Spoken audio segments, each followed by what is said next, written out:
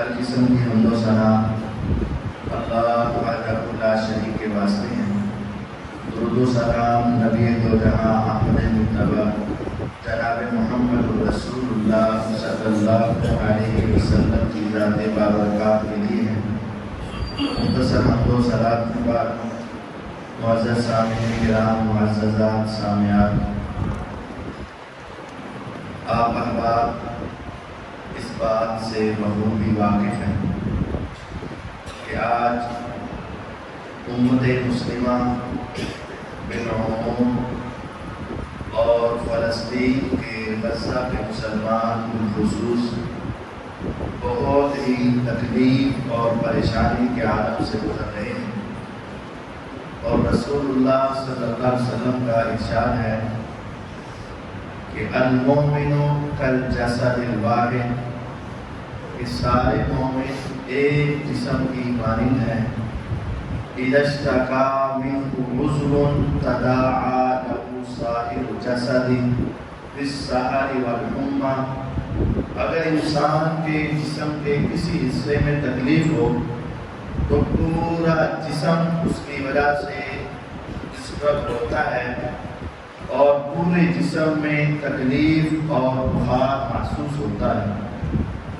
اسی طرح جو شخص حقیقی ایمان کی رمق رکھتا ہے اور اس میں ایمان کا کچھ حصہ بھی باقی ہے، اس سے فلسطین کا ظلم برداشت نہیں ہو پاتا، اور وہ ان بچوں کی آہیں سسکیاں، ان ماؤں کی وہ پریشانیاں اور ان بوڑھوں کا وہ تڑپنا دیکھ نہیں پاتا ہے، اور ہر شخص اپنے اپنے طور پر ان کے لیے دعا وہ بھی ہے اور ان کی ہمدردی کا جذبہ بھی رکھتا ہے، اور یہ رکھنا فرض ہے۔ جس شخص کو آج بھی اس وجہ سے کوئی پریشانی نہیں ہے، وہ شخص اپنے ایمان کا جائزہ لے اور اپنے ایمان کا پتہ کرے کہ وہ کہاں ہے۔ اور آج امت مسلمہ کے 57 ممالک ہیں اور 2 ارب کے قریب مسلمان ہیں، لیکن آج یہ ذلت کا منظر کیوں پیش آیا؟ آج مسلمان ایٹمی طاقت ہونے کے باوجود اور آج مسلمان بہت طاقتور مال و دولت والی حکمرانیوں کے باوجود آج اس ذلت میں کیوں ہیں؟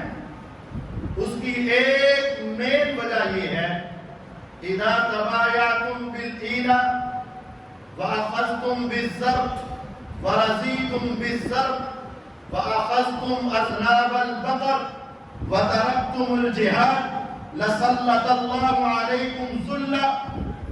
نبی محمد صلی اللہ علیہ وسلم فرماتے ہیں، جب تم سودی کاروبار میں ملوث ہو جاؤ گے اور اپنی کھیتی باڑی پر راضی ہو جاؤ گے اور جانوروں کی دمیں پکڑ کر ہل چلانے میں مصروف ہو جاؤ گے اور تم جہاد کی عظیم عبادت کو چھوڑ دو گے، باوجود اس کے کہ تمہارے پاس پیسہ ہوگا، وسائل ہوں گے، ٹینک ہوں گے، اعداد و شمار بہت کچھ ہوگا، لیکن جب تم جہاد کو چھوڑ دو گے، اللہ تمہارے اوپر ایسی ذلت مسلط کرے گا کہ پھر وہ ذلت تم سے ختم نہیں ہوگی جب تک تم جہاد کی طرف واپس نہیں آؤ گے۔ آپ نے فرمایا تھا ایک وقت آئے گا، یہ کفار، یہ یہودی، یہ عیسائی، یہ اللہ کے دشمن تمہارے اوپر اس طرح ٹوٹ پڑیں گے جس طرح بھوکے کھانے کے اوپر ٹوٹ پڑتے ہیں، اور اس وقت تمہاری حیثیت، اس وقت تمہاری حیثیت، اس وقت تمہاری بکت اس طرح ہوگی جس طرح سیلاب کا ریلا چل رہا ہو اور اس کے اوپر جو تنکوں کی حیثیت ہوتی ہے، جدھر پانی گیا وہ اسی طرف بہ گئے، جدھر پانی گیا وہ وہیں چلے گئے۔ تمہاری کیفیت اور حیثیت اس پانی کے اوپر آنے والی جھاگ اور اس کے اوپر آنے والے تنکوں کی ہوگی۔ اور پیغمبر علیہ السلام سے پھر پوچھا گیا، اے اللہ کے رسول صلی اللہ علیہ وسلم، کیا اس روز ہماری تعداد آج سے بھی کم؟ آج ہم نے بدر لڑا، احد کی جنگ کی، خندق میں اترے،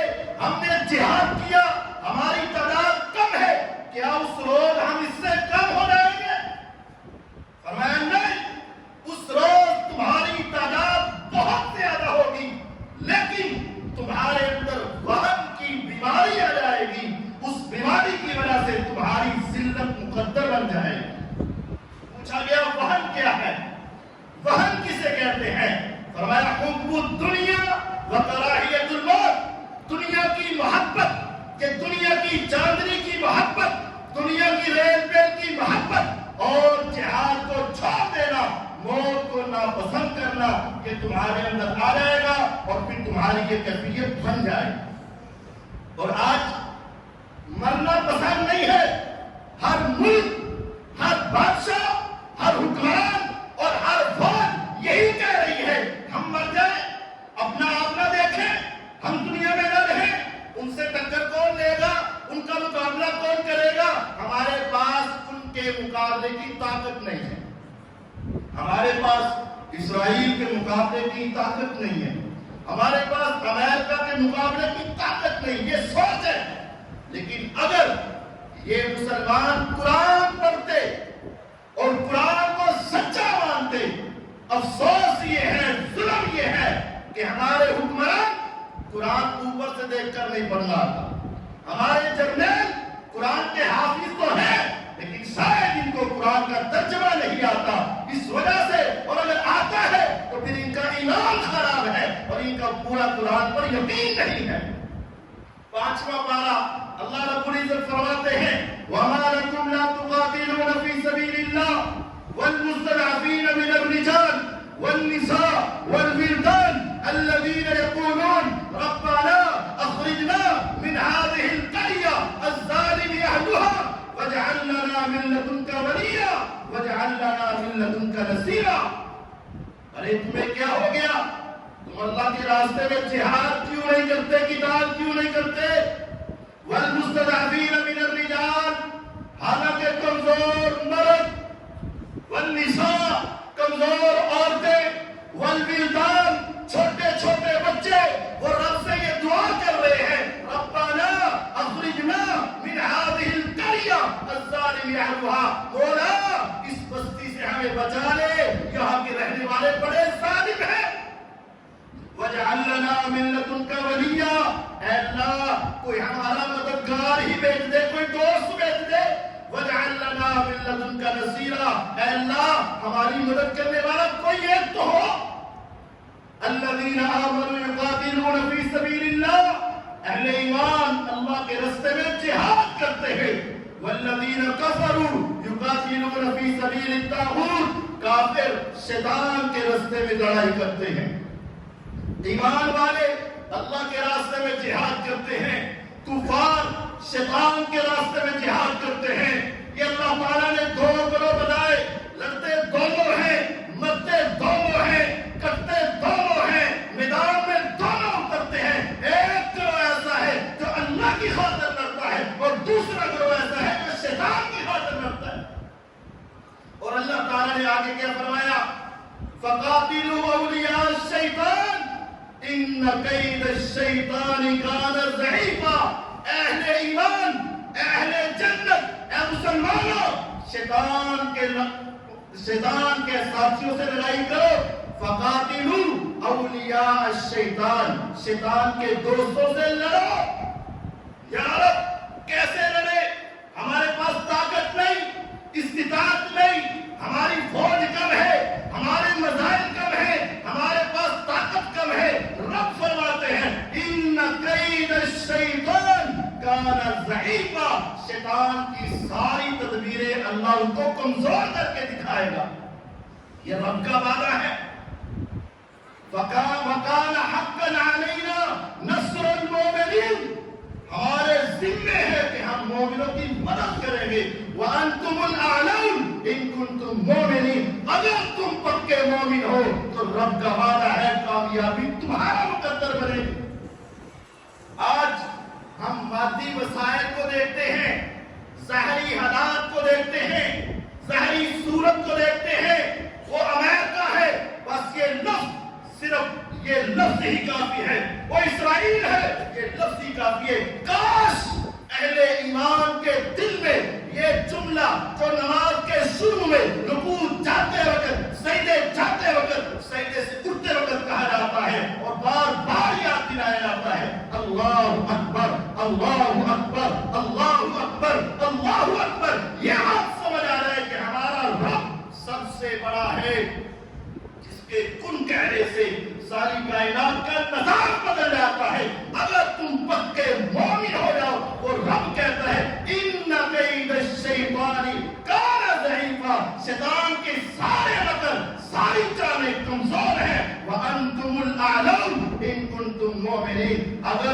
ہو تو رب تم سے وعدہ کرتا ہے تم کامیاب ہو جاؤ گے۔ یا ایھا الذین آمنوا هل ادلکم علی تجارہ تنجیکم من عذاب علیم۔ اہل ایمان، کیا تمہیں ایک ایسی تجارت بتا دوں کہ تم دردناک عذاب سے بچ جاؤ گے، تم جہنم کے عذابوں سے بچ جاؤ گے، تم قبر کے عذابوں سے بچ جاؤ گے، تم میدان محشر کے عذابوں سے بچ جاؤ گے، دہتی آگ کے انگاروں سے بچ جاؤ گے۔ ایسی تجارت کرنا چاہتے ہو؟ ہاں، اگر کرنا چاہتے ہو تو سنو 28واں پارہ سورۃ صف 5ویں سورت آخری رکوع، میرے رب کہتے ہیں هل ادلکم علی تجارہ، دنیا میں بڑی تجارتیں کرتے ہو، فائدہ لیتے ہو، ایک ایسی تجارت بھی کر لو تنجیکم من عذاب علیم، جو تمہیں دردناک عذاب سے نجات دے دے۔ یا رب وہ کیا ہے؟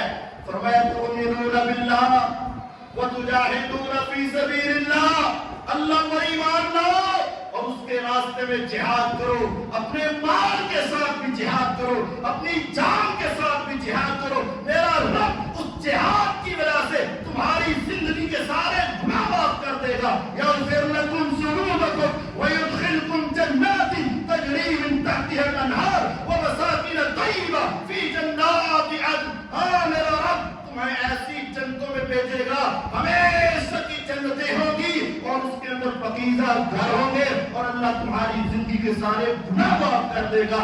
عمل کیا ہے؟ اللہ پر ایمان لانے کے بعد جہاد شروع کر دو، کفار سے ٹکراؤ، اولاد کی محبت چھوٹی کر دو، والدین کی محبت چھوٹی کر دو، اس دنیا کی محبت چھوٹی کر دو، اس دنیا کے مال و دولت کی محبت کو چھوڑ دو، ایک اللہ کی محبت کے اوپر ساری محبتیں قربان کر دو۔ میرا رب تمہیں ہمیشہ کے لیے کامیابی عطا کرے گا۔ قرآن ہے قرآن، اور اس آیت کو ذرا غور سے سمجھیے گا اور ایک ایک لفظ کو اپنے اوپر اپلائی کر کے دیکھیے گا۔ کل اے پیغمبر علیہ السلام سے کہہ دو ان کان آباؤکم، اگر تمہارے والدین، وَأَبْنَاؤُكُمْ، اگر تمہاری اولادیں، وَأَزْوَاجُكُمْ، تمہارے بیوی بچے، وَأَمْوَالٌ اقْتَرَفْتُمُوهَا، اور وہ تمہارا بینک بیلنس مال و دولت جو تم نے کما رکھا، وَمَسَاكِنُ تَرْضَوْنَهَا، اور جن گھروں کے اندر تم رہتے ہو، جن کو تم بڑا پسند کرتے ہو، وَتِجَارَةٌ تَخْشَوْنَ كَسَادَهَا، اور وہ تجارت جس کے خسارے کا تمہیں ڈر ہے، اگر میں جہاد پہ چلا گیا میرا مال کون سنبھالے گا، اگر میں جہاد چلا گیا میرے بینک کو کون سنبھالے گا، اگر میں جہاد پہ چلا گیا میرے بیوی بچوں کو کون سنبھالے گا، اگر میں جہاد پہ چلا گیا میرے والدین کا کیا بنے گا، اگر میں جہاد پہ چلا گیا میرے بہن بھائیوں کا کیا بنے گا، اگر میں جہاد پہ چلا گیا میری پراپرٹی کا کیا بنے گا۔ فرمایا اگر یہ چیزیں تمہیں اللہ وَمَسَاكِنُ تَرْضَوْنَهَا أَحَبَّ إِلَيْكُم مِّنَ اللَّهِ وَجِهَادٍ فِي سَبِيلِهِ، اگر یہ چیزیں تمہیں اللہ اس کے رسول اور جہاد سے زیادہ پسند ہے، فَتَرَبَّصُوا، پھر تم انتظار کرو، حَتَّى يَأْتِيَ اللَّهُ بِأَمْرِهِ، حتیٰ کہ اللہ کا عذاب تمہارے اوپر نازل ہو جائے گا۔ اور آج امت مسلمہ پر یہ عذاب ہے، ہر وقت خوف ہے، ہر وقت خانہ جنگی ہے، ہر وقت پریشانی کا عالم ہے۔ اس وقت بھی انسان اگر یہ سمجھے کہ میں اللہ کی بڑی رحمتوں میں ہوں تو یہ اس انسان کا دھوکہ ہے۔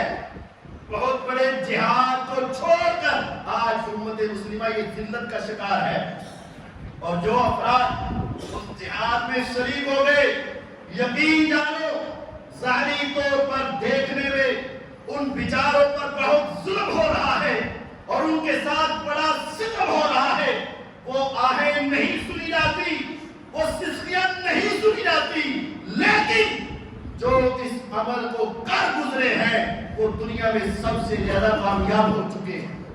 ہمارے ہاں سمجھا گیا ان کے گھر تباہ کر دیے گئے، لیکن تمہیں نہیں معلوم ان کے گھر تباہوں کے ساتھ جنت میں ان کے محلات تیار کر دیے گئے۔ ہمارے ہاں یہ سمجھا گیا کہ ان کی جانیں شہید ہو گئی، مر گئے، لیکن حقیقت یہ ہے کہ ان کو ہمیشہ کی زندگیاں مل گئی۔ ہمارے ہاں یہ سمجھا گیا وہ تنہا رہ گئے، لیکن حقیقت یہ ہے وہ ہمیشہ کے لیے پیغمبر کا ساتھ پا گئے۔ وہ نہیں بنے جو بچ گئے ہیں وہ ذلت کی موت مر رہے ہیں۔ جو اس جہاد میں شریک ہوا، رسول اللہ صلی اللہ علیہ وسلم کے پاس ایک صحابی آیا تھا، آ کر پوچھنے لگا دلنی علی عمل یعدل الجہاد، حضور کوئی ایسا عمل تو بتائیں جو جہاد کے برابر ہو، کرنا چاہتا ہوں۔ فرمایا لا اجد، مجھے تو نہیں معلوم کہ جہاد جیسا عمل کون سا ہے۔ اس نے پھر پوچھا کوئی جہاد کے برابر کا عمل تو بتائیں۔ فرمایا لا اجد، مجھے نہیں پتا۔ پھر اس نے پوچھا کوئی عمل ایسا بتائیں جو جہاد کے برابر ہو۔ آپ نے فرمایا مجھے اتنا بتا، اذا خرج المجاہد یجاہد فی سبیل اللہ، جب مجاہد اپنے گھر سے نکلے اللہ کے راستے میں جہاد کرنے کے لیے، جب تک وہ واپس نہ آئے، کیا تیرے اندر یہ طاقت ہے ان تدخل المسجد کہ تو سارا اپنا وقت مسجد میں گزارے، فتقوم ولا تفطر وتصوم ولا تفطر، سارا دن تو قیام بھی کرتا رہے، ساری رات تو تہجد بھی پڑھتا رہے، ایک لمحے کے لیے بھی تو آرام نہ کرے، اور سارا دن روزے کے اندر گزارے، ایک دن بھی روزے سے تیرا خالی نہ جائے، کیا تیرے اندر یہ طاقت ہے سارا دن روزہ، ساری رات قیام، سارا دن قیام اللہ کی عبادت میں مصروف ہو جائے جب تک وہ جہاد کر کے واپس نہیں آتا؟ کہنے لگا حضور یہ تو میرے اندر طاقت نہیں ہے۔ فرمایا اسی لیے کہہ رہا ہوں جہاد کے برابر کوئی عمل نہیں ہے، جہاد کے برابر کا کوئی عمل نہیں۔ ایک اور آئے اللہ کے رسول صلی اللہ علیہ وسلم، میں گزر رہا تھا، میں نے کیا دیکھا، ایک پانی کا چشمہ ہے، پانی بڑا میٹھا ہے اور اس پانی پر کسی کی ملکیت نہیں ہے۔ اس وقت پانی کا مل جانا بہت بڑی نعمت تھی، اور پانی کا میٹھا ہونا اس سے بڑی نعمت تھی، اور اپنی ملکیت کا ہونا اس سے بڑی نعمت تھی۔ کہنے لگا اللہ کے حبیب علیہ السلام، میں راستے سے گزر رہا تھا، میں نے جگہ پہ دیکھا پانی کا چشمہ ہے، میں نے پانی کو پیا، پانی بڑا میٹھا ہے، میں نے ارد گرد دیکھا اس کا مالک کوئی نہیں ہے، میرے دل میں خیال آیا اب تو میری زندگی آسان ہو گئی، میں اپنے بیوی بچے لے کر یہاں آ جاؤں گا اور ساری زندگی یہاں گزاروں گا اور اللہ کی عبادت کے اندر مصروف رہوں گا۔ پھر میں نے پوچھا، میں نے اپنے دل میں سوچا میں یہ کام اس وقت تک نہیں کروں گا جب تک حضور سے اجازت نہیں لے لوں گا۔ آقا آپ اجازت دے دیں میں وہاں جا کر اپنی زندگی گزاروں۔ آپ نے فرمایا وَلَن تَفْعَلْ، ہرگز تم ایسا نہیں کرو گے۔ یاد رکھو تیری 70 سال کی عبادت ایک طرف ہے، اور جو شخص ایک مرتبہ اونٹنی کا دودھ دھونے کے برابر جہاد میں شریک ہو گیا، اس کا ایک مرتبہ جہاد میں جانا تیری 70 سالہ عبادت سے کہیں افضل ہے۔ اگر تم اپنے آپ کو جہاد سے دور کر لو گے، الگ تھلگ ہو کر بیٹھ جاؤ گے، اللہ کی قسم جتنی بھی عبادت کر لو تم مجاہد کے برابر کا ثواب نہیں پا سکو گے۔ نبی کریم صلی اللہ علیہ وسلم کے مسجد میں منبر کے قریب صحابہ کہتے ہم بیٹھے، ایک شخص نے کہا میں تو یہ سمجھتا ہوں ایمان لانے کے بعد میں حاجیوں کو صرف پانی ہی پلاتا رہوں، جو حج کے لیے آئے طواف کرے، گرمی کی شدت ہو، میرے ہاتھ میں مشکیزہ ہو، پانی کی قلت ہو، میں زمزم کا پانی بھروں اور گلاس میں ڈال ڈال کے ایک ایک حاجی کے سامنے پیش کروں، اس سے عجیب مجھے عمل کوئی نہیں ملتا۔ دوسرے نے کہا میرا تو جی چاہتا ہے میں مسجد حرام کے اندر جا کر نمازیں ہی پڑھتا رہوں، جہاں ایک نماز لاکھ نماز سے بہتر ہے، میں ساری زندگی وہاں گزار دوں۔ تیسرا کہتا ہے تمہارا حاجیوں کو پانی پلانا ایک طرف ہے، تیرا مسجد حرام میں عبادت کرنا ایک طرف ہے، لیکن میں یہ سمجھا ہوں کہ جہاد کے برابر کوئی عمل نہیں ہے۔ ابھی یہ گفتگو ہو رہی ہے، آسمان سے جبریل علیہ السلام اترے، سورۃ توبہ میں یہ آیت آئی اجعلتم سقایۃ الحاج وعمارۃ المسجد الحرام کمن آمن باللہ والیوم الآخر وجاہد فی سبیلہ لا یستوون عند اللہ۔ ارے سنو، کیا تم نے حاجیوں کو پانی پلانا، مسجد حرام کی صفائی کرنا، وہاں کی عبادت کرنا، اس کو جہاد کے برابر سمجھتے ہو؟ اللہ کی قسم تمہاری عبادتیں بہت نیچے ہیں، جہاد کی عبادت کے مقابلے میں تم برابر نہیں آ سکتے ہو۔ جہاد اسلام کی چوٹی ہے، جہاد اللہ کی پسند ہے، جہاد اللہ کی مرضی ہے، جہاد اللہ کے دین کو دنیا پر غالب کرنے کا نام ہے۔ جو شخص ایک بکری کے دودھ دوہنے کے برابر جتنا ٹائم ملتا ہے اتنی دیر بھی اگر جہاد کر لے، صحیح بخاری کی حدیث ہے، واجبت لہ الجنہ، اس پہ جنت واجب ہو جاتی ہے۔ آج مسلمان حکمرانوں نے صرف اس دنیا کی زندگی کو اپنی حقیقت سمجھ لیا، کاش ان کو اپنی شہادت کی زندگی کی حقیقت سمجھ آ جاتی تو یہ حکمران کبھی بھی اس جہاد سے پیچھے نہ رہتے۔ میرے پیغمبر علیہ السلام نے تھوڑی سی زندگی میں 87 غزوات کے اندر شرکت کی، 27 غزوات میں شرکت کی، 87 جہاد کے لشکر بھیجے، 27 جہاد کے اندر آپ نے خود شرکت کی اور آپ نے فرمایا والا وددت ان اقتل فی سبیل اللہ ثم احیا ثم اقتل ثم احیا ثم اقتل ثم احیا ثم اقتل۔ لوگوں، اللہ کی قسم، اگر مجھے مدینے کے حالات کو کنٹرول کرنے کی ضرورت نہ ہوتی میں 87 غزووں میں بدر سے نفیس شریک ہوتا، لیکن میں نے حالات کو بھی کنٹرول رکھنا تھا، پھر بھی 27 جہاد کی مہموں میں میرے آقا نے شرکت کی۔ ذرا تصور کرے، آپ کو 2 ہجری کے اندر جہاد کی اجازت ملی، 11 ہجری کے آغاز میں آپ اس دنیا سے چلے گئے، 8 سال کے اندر 27 غزوے لڑے، گویا کہ ہر سال میں میرے آقا 3 جنگوں میں شریک ہوئے یا 4 جنگوں میں شریک ہوئے، ہر سال میں آپ نے جنگیں لڑی ہے، پھر بھی آپ کہتے ہیں اگر مدینے کے حالات کو کنٹرول رکھنے کی میری ذمہ داری نہ ہوتی تو اللہ کی قسم میں 87 غزوات میں خود شریک ہو جاتا۔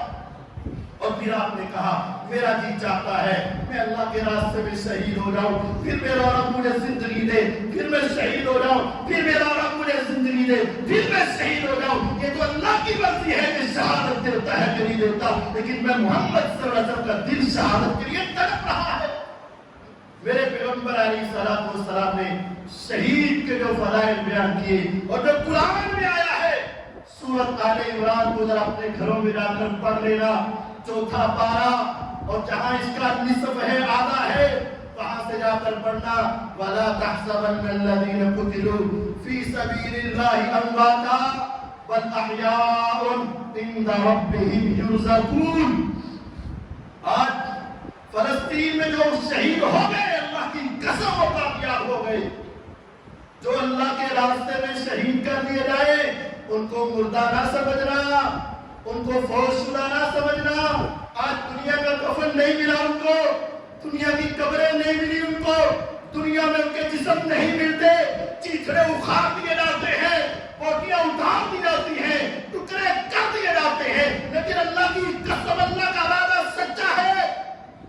وَلَا تَحْسَبَنَّ الَّذِينَ قُتِلُوا فِي سَبِيلِ اللَّهِ أَمْوَاتًا، جو اللہ کے راستے میں شہید کر دیے گئے ان کو مردہ نہ سمجھنا، بل احیاء عند ربهم يرزقون، وہ اپنے رب کے ہاں زندہ ہے، میرا رب ان کو رزق دیتا ہے، میرا رب ان کو کھلاتا ہے، میرا رب ان کو پلاتا ہے۔ تم نے دنیا کے پانی بند کیے، تم نے دنیا کی لائٹیں بند کی، تم نے دنیا کے کھانے بند کیے، تم نے دنیا کی ساری آمدنی کے ذرائع بند کیے، تم نے ہر چیز کو بند کر دیا۔ میرا رب کہتے ہیں میرے مہمان میرے پاس آنے دو، میں ان کو کھلاتا بھی ہوں پلاتا بھی ہوں۔ صحیح بخاری میں حدیث ہے، اسی آیت کی تفسیر ہے، پیغمبر علیہ السلام فرماتے ہیں کیسے کھاتے کیسے پیتے ہیں؟ فرمایا شہیدوں کی روحیں میرا رب سبز رنگ کے پرندوں میں ڈال دیتا ہے اور وہ جنت میں اڑتے پھرتے ہیں، جہاں چاہتے ہیں پوری جنت میں گھومتے ہیں، جس درخت سے چاہتے ہیں پھل اتار کے کھاتے ہیں، جہاں سے چاہتے ہیں پانی پیتے ہیں، اور جب شام ہوتی ہے اللہ کے عرش کے نیچے قندیل اور فانوس لگے ہوئے ہیں، وہاں جا کر رات گزارتے ہیں، صبح پھر جنت کی سیر شروع کر دیتے ہیں۔ فرحین بما آتاہم اللہ من فضل، قرآن سورۃ آل عمران، جو اللہ نے اپنا فضل ان پر کیا ہے، اس فضل کی وجہ سے جنت میں بڑے خوش ہیں۔ وَيَسْتَبْشِرُونَ بِنِعْمَةٍ مِّنَ اللَّهِ وَفَضْلٍ وَأَنَّ اللَّهَ لَا يُضِيعُ أَجْرَ الْمُؤْمِنِينَ يَسْتَبْشِرُونَ بِالَّذِينَ لَمْ يَلْحَقُوا بِهِم مِّنْ خَلْفِهِمْ أَلَّا خَوْفٌ عَلَيْهِمْ وَلَا هُمْ يَحْزَنُونَ۔ فرمایا وہ خود بھی خوش ہیں اور اپنے پیچھے والوں سے بھی خوش ہیں کہ چلے آج ہم آ گئے، کل میرے بچے بھی آ جائیں گے، پرسوں میرے گھر والے بھی آ جائیں گے۔ ان کو پتا ہے ہمارا سارا خاندان جہاد کے لیے ڈٹا ہوا ہے، ساری امت کے حکمران سو گئے،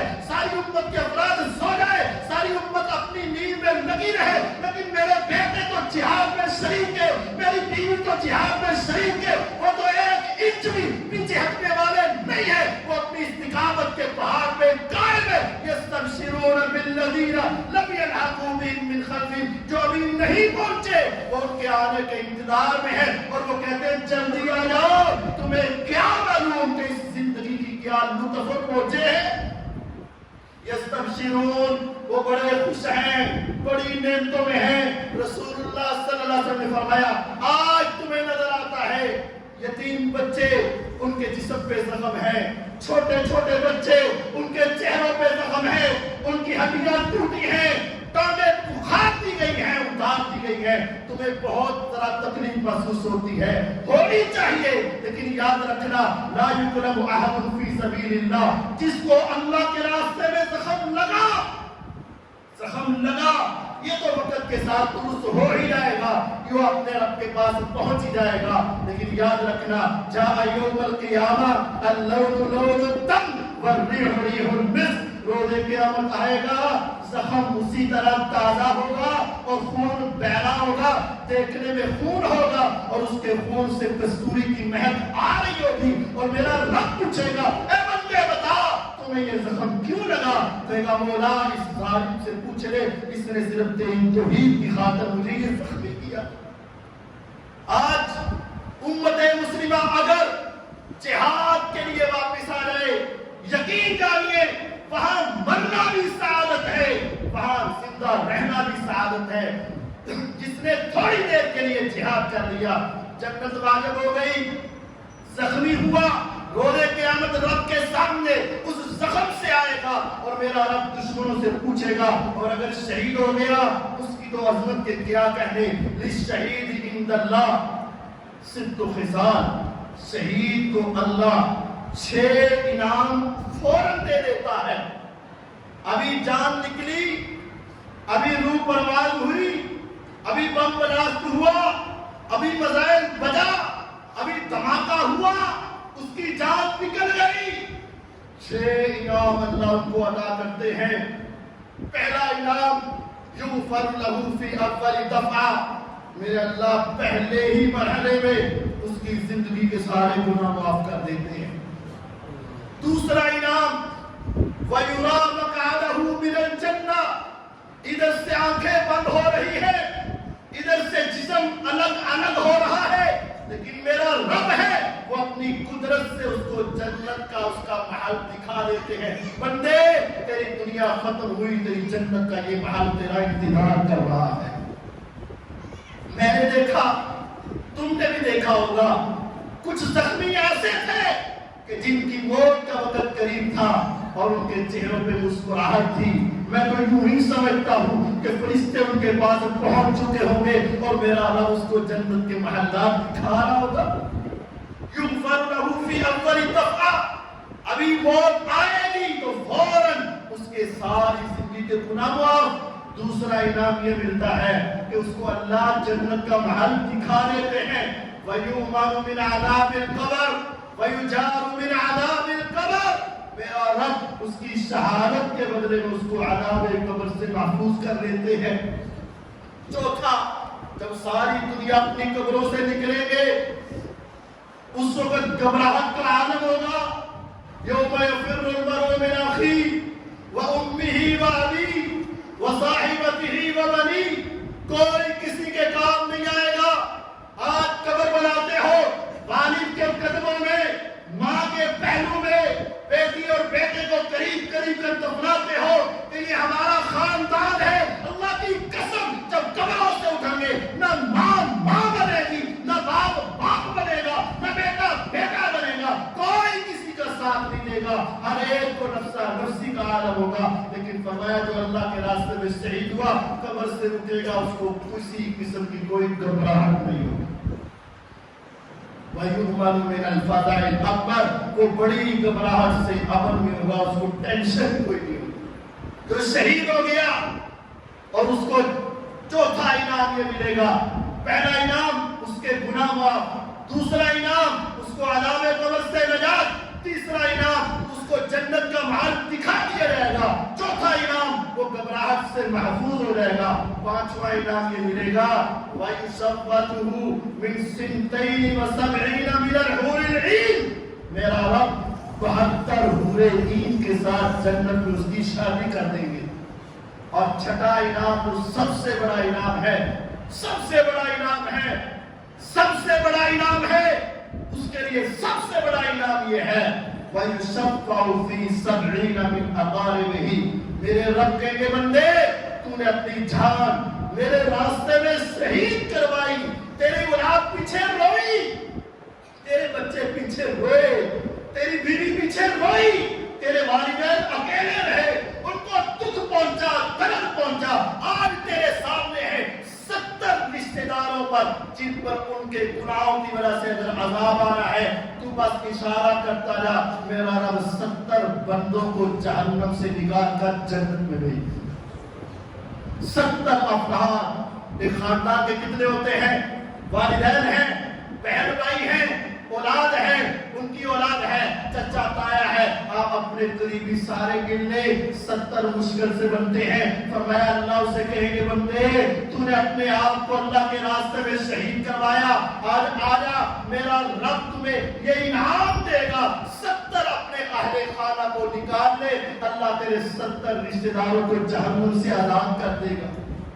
اب یہاں ذرا رک کر دیکھیں، فلسطین کا تو پورا گھر اجڑ گیا، پورا خاندان اجڑ گیا. اللہ کی قسم اگر تم سچی محبت رکھو ان کے ساتھ، ہو سکتا ہے ہر ایک کو 70 کی اجازت ملنی ہے. میرا رب ان کے دل میں ایسی بات ڈال دے کوئی تیری سفارش کے لیے نکلا ہے. ان کے تو اپنے سارے جنتی ہو چکے.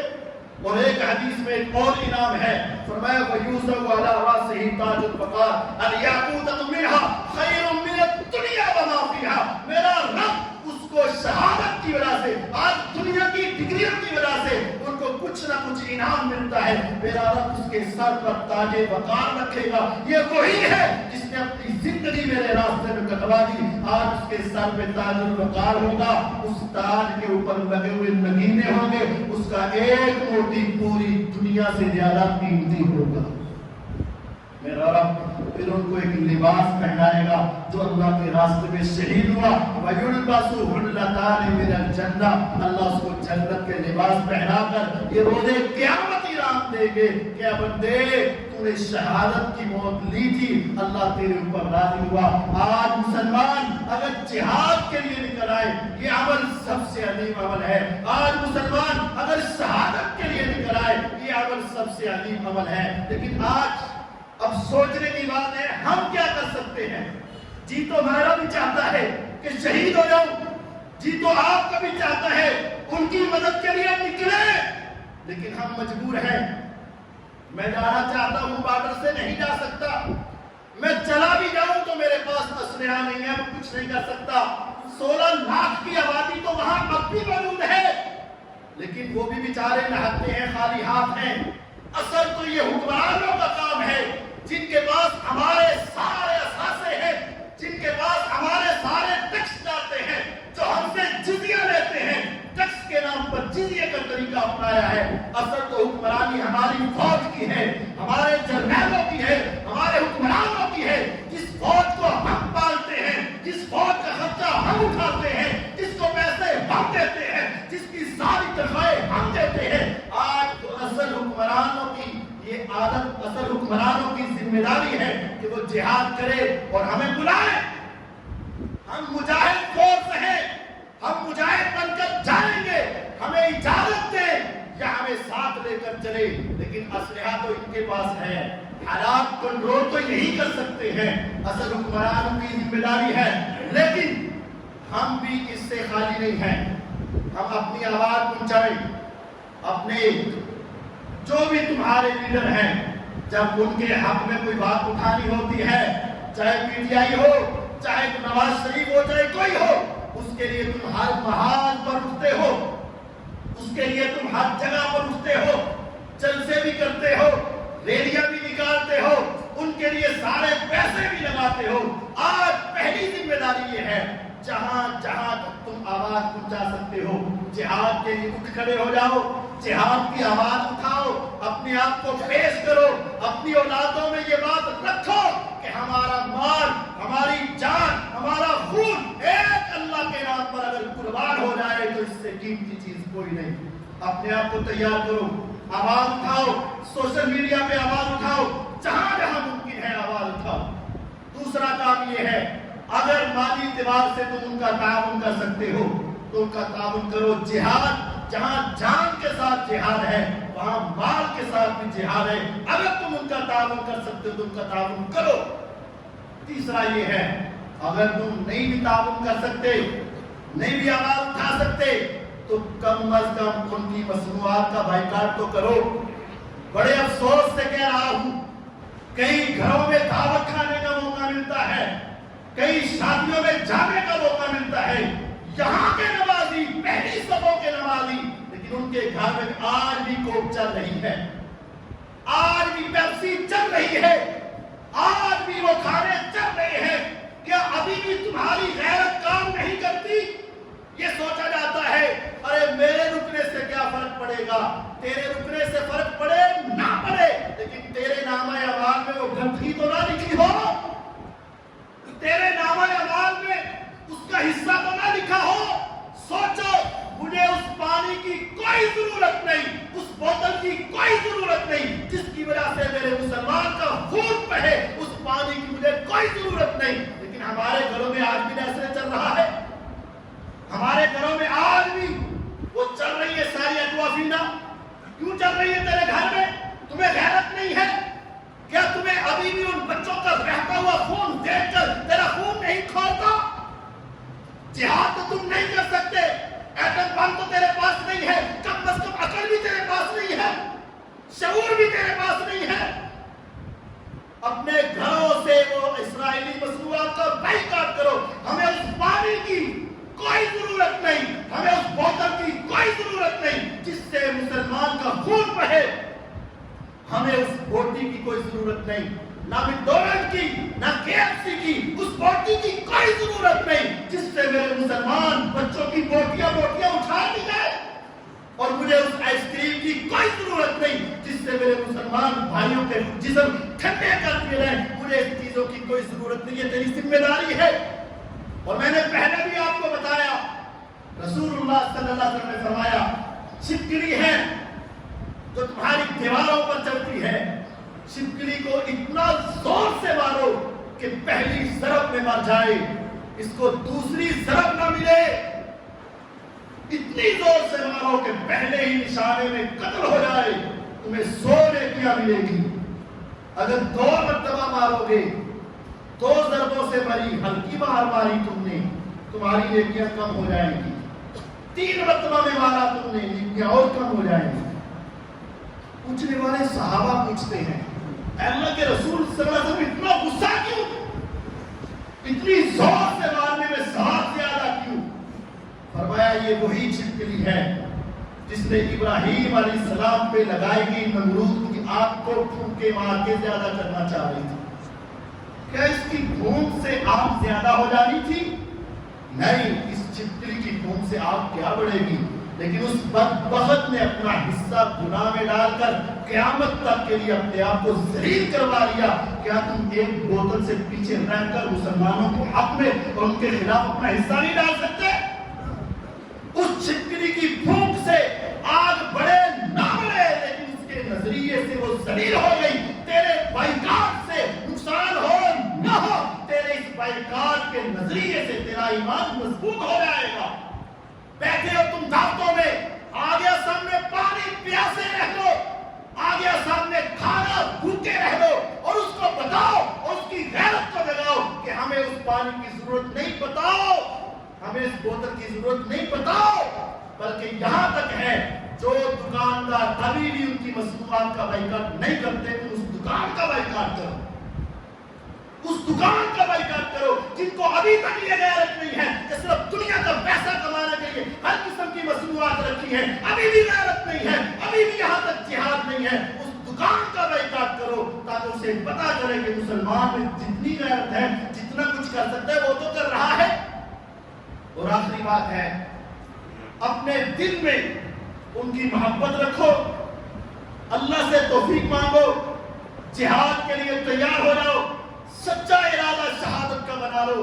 قرآن مجید میں ہے ما كان لأهل المدينة ومن حولهم من الأعراب أن يتخلفوا عن رسول الله ولا يرغبوا بأنفسهم عن نفسه، ذلك بأنهم لا يصيبهم ظمأ ولا نصب ولا مخمصة في سبيل الله ولا يطؤون موطئا يغيظ الكفار ولا ينالون من عدو دينا إلا كتب لهم به عمل صالح۔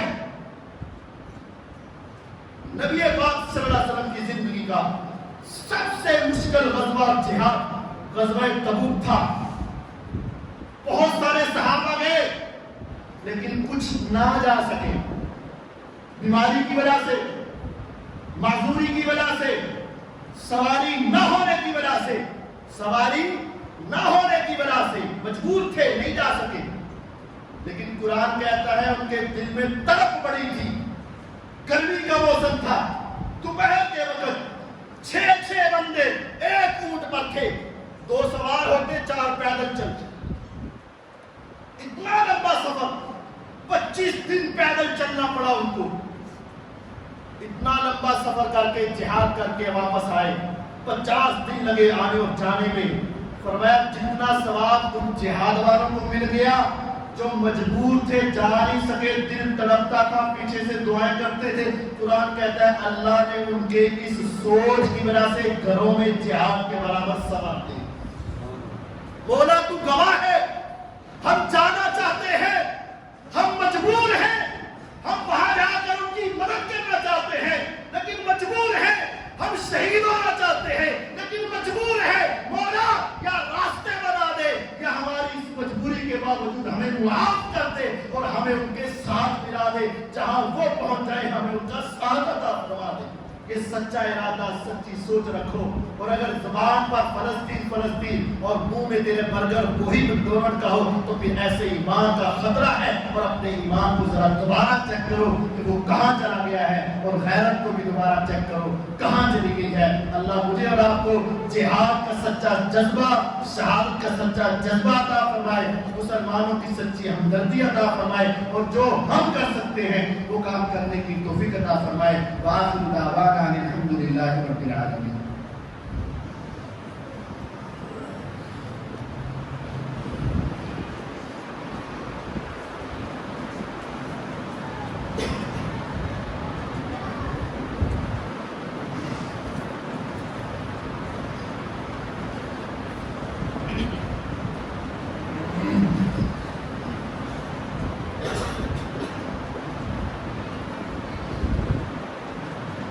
جامعہ صدیقیہ البنات اڈے والا جو ہے، وہاں طالبات کے لیے ترجمۃ القرآن، حفظ القرآن اور درس نظامی میں علوم اسلامیہ میں داخلہ جاری ہے۔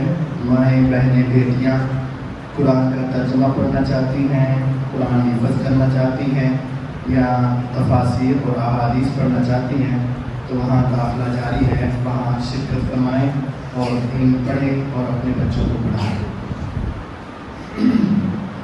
دوسرا سوال ہے نماز میں رفع الیدین کرنا، ہاتھوں کو اٹھانا، یہ رسول اللہ صلی اللہ علیہ وسلم کا طریقہ ہے، سنت ہے، آپ نے ساری زندگی عمل کیا ہے اور آپ نے کوئی نماز بھی اس کے بغیر نہیں پڑھی ہے۔ اس کے حوالے سے صحیح بخاری میں 5 حدیثیں موجود ہیں، اور ہر حدیث کی کتاب میں، دنیا میں جتنی حدیث کی کتابیں ہیں جن میں نماز کا بیان ہے وہاں یہ حدیث موجود ہے۔ اگر آپ اس کو گننا چاہیں تو یہ 400-500 سے بھی زائد احادیث کی تعداد بن سکتی ہے، لیکن عمل کرنے کے لیے اہل ایمان کے لیے صرف ایک حدیث ہی کافی ہے۔ جب اللہ کے پیغمبر علیہ السلام ایک مرتبہ بھی کہہ دیں تو وہ کافی ہوتا ہے۔ صحیح بخاری میں حدیث ہے 5، کیونکہ نمازیں کتنی ہیں 5 اور حدیثیں بھی ہیں 5، راوی ہیں 2، کیونکہ آپ کی زندگی کے 2 بڑے حصے ہیں، مکی زندگی اور مدنی زندگی۔ امام بخاری رحمہ اللہ ایک راوی بول آئے ہیں، ایک صحابی بول آئے ہیں، جو مکہ میں شروع میں مسلمان ہوئے، اور دوسرے صحابی وہ لائے ہیں جو مدینہ میں آخر میں مسلمان ہوئے۔ ایک صحابی کہتے ہیں میں نے جب نبی کے ساتھ نماز پڑھی ہمیشہ رفع الیدین کرتے دیکھا، شروع والے عبداللہ بن عمر رضی اللہ عنہ۔ دوسرے ہیں مالک بن حویرث رضی اللہ عنہ، وہ کہتے ہیں میں زندگی کے آخری سال میں حضور کے پاس آیا، میں نے حضور کے ساتھ 20 دن 100 نمازیں پڑھی۔ جب میں جانے لگا تو آپ نے مجھے بلایا اور کہا بات سن، جیسے مجھے نماز پڑھتے دیکھ لیا ہے، زندگی کا پتہ کوئی نہیں، نماز تمہیں اس طرح پڑھنی ہے جیسے مجھے پڑھتے دیکھا ہے۔ وہ کہتے ہیں کہ میں نے جیسے پڑھتے دیکھا کہ آقا نماز شروع کرتے، رکوع جاتے، رکوع سے اٹھتے اور 2 رکعت پڑھ کر اٹھتے تو رفع الیدین کرتے۔ اب پیار محبت کی بات یہ ہے، لڑائی کی بات نہیں۔ ہم بھی اس سڑک پہ چل کے جنت میں جانا چاہتے ہیں، جو میرے بھائی نہیں کرتے وہ بھی کہاں جانا چاہتے ہیں۔ مجھے یہ راستہ صحیح بخاری سے معلوم ہوا ہے اور اس صحابی سے معلوم ہوا ہے جو آخری سال میں مسلمان ہوئے۔ اگر کوئی بھائی ایسا ہے جس کے ذہن میں یہ خیال ہے کہ اول تو کرتے تھے بعد میں چھوڑ دیا، تو ہمیں اس کے بعد اگر کوئی چھوڑنے کی بات ہے تو دکھا دی جائے، کیونکہ آخری سال تو بخاری میں آ گیا۔ اور اگر وقت زیادہ ہے میں بس ایک بات کر کے اپنی بات ختم کرتا ہوں، پھر انشاءاللہ کبھی تفصیل ہوگی۔ آپ کے علم میں ہونا چاہیے کہ زندگی کی آخری نماز جو میرے آقا نے مسجد میں پڑھائی ہے، زندگی کی آخری نماز جو میرے آقا نے مسجد میں پڑھائی، وہ کیسے پڑھائی کہ ابو بکر رضی اللہ نماز پڑھا رہے تھے، دوران نماز میرے آقا کی طبیعت کچھ بہتر ہوئی، دایاں کندھا حضرت عباس کے کندھے پر سہارا لیا، بائیں کندھے سے حضرت علی کے کندھے پر سہارا لیا، پاؤں اٹھائے نہیں جا رہے تھے، زمین پر رگڑتے ہوئے مسجد میں آئے اور آقا ابو بکر رضی اللہ پیچھے ہونے لگے، اب میں رک جا یہاں ٹھہر جا، وہ کھڑے رہے اور آپ ان کے پاس جا کر بیٹھ گئے۔ اب امام پہلے ابو بکر رضی اللہ تھے لیکن اب امام بن گئے حضور، وہ آہستہ آہستہ بولتے تھے اور ابو بکر رضی اللہ اونچی آواز کر کے پیچھے پڑ جاتے تھے۔ زندگی کے آخری دن آخری نماز جو آپ نے مسجد میں پڑھائی، ساتھ کھڑے ہو کر کس نے پڑھی؟ ابو بکر صدیق رضی۔ پہلے دن بھی وہ حضور کے ساتھ اور آخری نماز بھی ان کی حضور کے ساتھ، غار میں بھی حضور کے ساتھ اور حضر میں بھی حضور کے ساتھ، سفر میں حضور کے ساتھ، آخری نماز بھی حضور کے ساتھ پڑھی۔ اس صحابی سے پوچھ لو کہ آپ نے حضور کو نماز پڑھتے کیسے دیکھا؟ سنن کبریٰ بیہقی جلد 3 صفحہ 43۔ اگر کہیں گے تو اگلے جمعے آپ کو ترجمے والی اردو والی عربی والی لا کر دکھا دیں۔ وہاں وہ کہتے ہیں ابو بکر رضی اللہ عنہ نماز پڑھی تو رفع الیدین کیا۔ ان کے شاگرد نے پوچھا آپ ایسے کیوں کر رہے ہو؟ کہا میری آنکھوں نے حضور کو ایسے کرتے دیکھا ہے تو میں ایسا کرتا ہوں۔ بھائی اس سے آگے تو کوئی حدیث نہیں ہے۔ اگر کوئی شخص کہتا ہے اس کے بعد ختم ہو گئی تو وہ ہمیں دکھا دے، میں بھی اپنی نماز درست کرنا چاہتا ہوں اور ان سینکڑوں افراد کی نماز بھی میں درست کروانا چاہتا ہوں۔ ہمیں کسی سے کوئی گلہ شکوہ اختلاف لڑائی نہیں ہے، میں تو سیدھے راستے کا متلاشی ہوں، لیکن مجھے جو ملا ہے وہ میں نے آپ کو بتا دی۔ اس سے آگے اگر آپ نے منع کر دیا، روک دیا، چھوڑ دیا یا منسوخ ہو گئی تو ہمیں دکھا دیا جائے۔ اللہ تعالیٰ نے سمجھنے کی توفیق عطا فرمائے۔ ان الحمد للہ نحمده ونستعینه ونستغفره ونعوذ باللہ من شرور انفسنا وسیئات اعمالنا من يهده الله فلا مضل له ومن يضلل فلا هادي له اشهد ان لا اله الا الله وحده لا شريك له واشهد ان محمدا عبده ورسوله صلی اللہ علیہ وسلم۔ جہاد اسلام کی چوٹی ہے۔ جب مسلمان جہاد کے لیے تیار ہوں گے، حکمرانوں کو جہاد کی سمجھ آئے گی، اللہ مال غنیمت بھی دیں گے، کفار سے جزیہ بھی دیں گے، حالات بھی درست ہوں گے اور مسلمان عزت کے ساتھ جئیں گے۔ جب سے مسلمانوں نے جہاد چھوڑا، یہ صرف عرب نہیں عجم بھی ہم اس میں شامل ہیں، جب سے مسلمانوں نے جہاد چھوڑا اس وقت سے ذلت مقدر بنی۔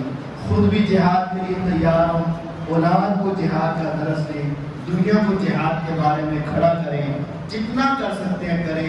اگر ابھی جہاد کے مواقع میسر نہیں، ذہن بنا کر رکھیں، سوچ قائم رکھیں، لیکن جو کر سکتے ہیں کریں۔ دعائیں ان کے لیے کریں، اسرائیلی مصنوعات کا بائیکاٹ کریں، مسلمانوں کی ہمدردی کریں، اس آواز کو سوشل میڈیا پر یا جہاں جہاں جیسے جیسے اچھال سکتے ہیں اچھالیں، پہنچا سکتے ہیں پہنچائیں، اور جو ان کا تعاون کر سکتے ہیں مالی جانی جو بھی آپ ان کے تعاون میں شریک ہوں، اللہ تعالیٰ ان کے اوپر رحم فرمائے، ان کی مدد فرمائے، مسلمانوں کو جہاد کا شوق عطا فرمائے۔ وآخر دعوانا الحمدللہ۔